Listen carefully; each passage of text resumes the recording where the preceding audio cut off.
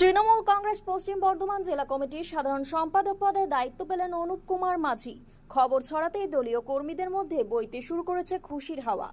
শুক্রবার বানপুর নাকড়াসতা গ্রামের তৃণমূল কার্যালয়ে উপস্থিত হন অসংখ্য কর্মী সমর্থক।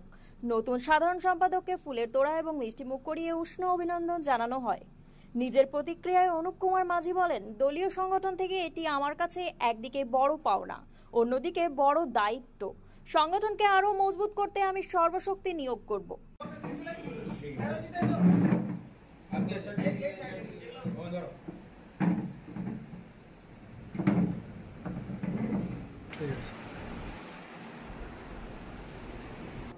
বিষয়টি প্রথমে বলি, আমরা প্রথম থেকেই বলে আসছি, সত্যমেব জয়তে।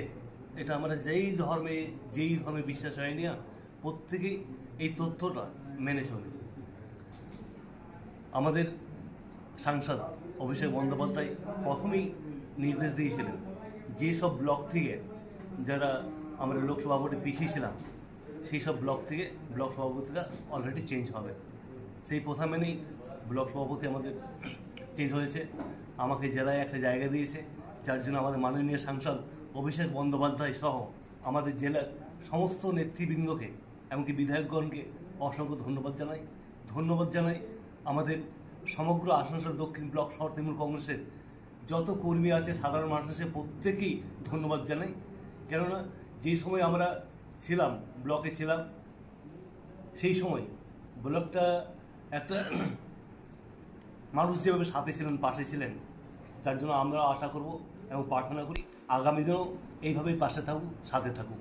সামনে বিধানসভা নির্বাচন, এই নির্বাচনে যাতে আমরা বিরোধী যে পক্ষ আছে, অর্থাৎ বিজেপি, যে দলটা বাংলার পা রাখার চেষ্টা করছে, সেই দলের পশ্চিমবাংলা থেকে অবসান ঘটাতে হবে। বিশেষ করে আসানসোল থেকে অবসান ঘটাতে হবে। আমাদের মমতা বন্দ্যোপাধ্যায়ের নেতৃত্বে, অভিষেক বন্দ্যোপাধ্যায়ের নেতৃত্বে এবং স্থানীয় অভিভাবক মলে ঘটকের নেতৃত্বে আগামী দিনে আমরা সকলে চলব।